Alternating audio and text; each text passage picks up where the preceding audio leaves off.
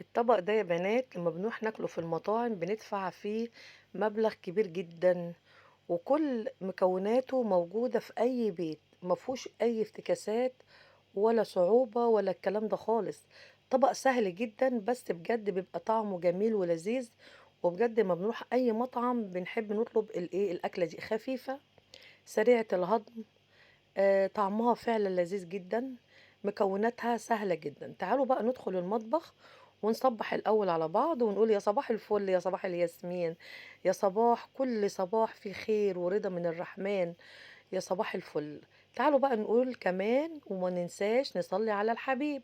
اللهم صل وسلم وبارك على سيدنا وحبنا وشفانا سيدنا محمد صلى الله عليه وسلم. هنا بقى جبنا البانيه بتاعنا بس انا جبته. ما خليتش يعني الراجل يقطعه، لا انا قطعته في البيت زي ما انتم شايفين كده، يعني جبت صدور على بعضها عشان انا اتحكم في السمك اللي انا عاوزاه. عاوزاه تخين عاوزاه رفيع الكلام اللي انتم فاهمينه ده. واللي بيطلع كمان من الصدور البانيه بركنه طبعا على جنب. احيانا بعمله شاورما، ولو هستخدمه زي النهارده كده هستخدمه برضو في الوصفة بتاعتنا الحلوة قوي. أكلة جميلة قوي هتعجبكم بجد وحلوة قوي. وزي ما قلنا قبل كده كلنا بنتعب وبنقف وبنشقى في المطبخ وبنحس ان احنا بجد مش قادرين نقف، لكن بنقول احنا بجد عندنا وجع جامد من التعب. لكن بنرجع نقول الوجع الحقيقي ان احنا لا قدر الله لما ندخل ما نلاقيش حاجة نعملها. ربنا يا رب ما يكتب علينا ابدا. هنا طبعا خدت البانيه بتاعي وغسلته وشطفته وكنت اصلا نقعاه بمية وملح وسكر وليمونة. هنا بقى باحط عليه في باحط عليه فلفل اسود، باحط عليه بصل بودر، توم بودر، طبعا معلقة محترمة كده من البابريكا، ودي اللي هتخليه طعمه حلو قوي قوي قوي. وهنا بقى زودنا كده شوية من البابريكا زيادة وهسيبهم شوية يتبلوا مع نفسهم. بعد كده بقى بجيب طاسة واحط فيها مكعب من الزبدة مع معلقة من الزيت او معلقة من السمنة الموجودة عندك، المتاح عندك حطيه مع معلقة من الزيت. تمام تمام. والطاسة على البوتاجاز زي ما انتم شايفين كده، وبنزل البانيه بتاعي وبعمل له صدمة. انا بعمل له بعمل له صدمة زي ما انتم شايفين كده. انا محتاجة بس منه ان انا اديله صدمة وفي نفس الوقت احمره كده ويبقى شكله محمر وحلو.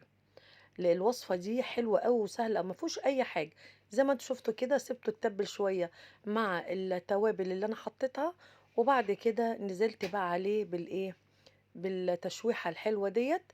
وخلاص ركنته على جنب. جبت بقى طاسة تانية حطيت عليها بصلاية صغيرة كده مقطعة قطع صغيرة زي ما انتوا شايفين مع معلقة من الزبدة. تمام تمام. واول بقى ما تدخل على الصفار، انا مش عايزاها تتحمر على الصفار كده، بروح منزلة عندي كوباية لبن كوبايتين لبن على حسب الكمية، وعليها معلقة كده من الدقيق، وقلبي بقى عشان ما يكلكعش معاكي. خلاص خلاص هنيجي بقى نعمل هنحط عليها شوية توابل كده حلوين مع جبنة موتزاريلا، هيديها طعم تحفة تحفة تحفة. لو عندك جبنة نستو، انا بالنسبة لي بفضل الجبنة النستو في الاكلات اللي زي دي بحب احطها، بس للاسف ما كانش موجود. هنا بقى حطينا فلفل اسود، حطينا الملح، حطينا طبعا البابريكا بتاعتنا دي بقى اللي هي بجد النهارده ملكة الاكله بتاعتنا، هي دي المهمه، دي اللي بتدي الاكله الحلوه بتاعتنا حلو. وبنعمل سلقنا مكرونه ونزلنا عليها اللي هو بقى وايت صوص، المكرونة البيضة الحلوة الجميلة اللي بنروح نجيبها من المطاعم بأسعار غالية جدا. جربي بقى الوصفة دي وهتقولي أحلى كمان من المطاعم. حطيت بقى سلقة المكرونة السلقة العادية خالص بتاعتنا اللي احنا بنسلقها، ونزلتها بقى على الصوص الابيض ده. زي ما قلت لك لو عندك جبنه موتزاريلا حطي، عندك جبنه ميكس حطي، عندك جبنه رومي حطي، عندك جبنه نستو حطي، عايزه تحطي اي حاجه تانية حطي. وبعد كده بقى قطعت قطع كده من البانيه بتاعنا وحطيتها مع الوايت صوص، وبعد كده حطينا البانيه فوق الوش وعملنا كمان رز بلبن. أتمنى إن الوصفة السهلة الجميلة دي تكون عجبتك، ولو عجبتك الوصفة شرفتيني في قناتي، أهلا وسهلا بيكي. ومتنسيش اللايك والشير وتفعيل الجرس، نورتيني في قناتي. أكلة سهلة، أكلة سريعة، أكلة مكوناتها كلها موجودة عندنا في البيوت بتاعتنا. مفيش بيت مفهوش مكرونة، مفهوش لبن، مفهوش دقيق. حاجة بسيطة جدا، بس جربي اعمليها وكليها مع شوية البقدونس اللي فوق الوش الحلوين دولت. هتنسي بقى ايه اكل المطاعم ده خالص، وكمان مش هتدفعي فلوس كتير. تعالوا بقى نقول ختاما: اللهم صل وسلم وبارك على سيدنا وحبنا وشفيعنا سيدنا محمد صلى الله عليه وسلم، عدد ما ذكره الذاكرون وغفل عن ذكره الغافلون. وبحبكم في الله.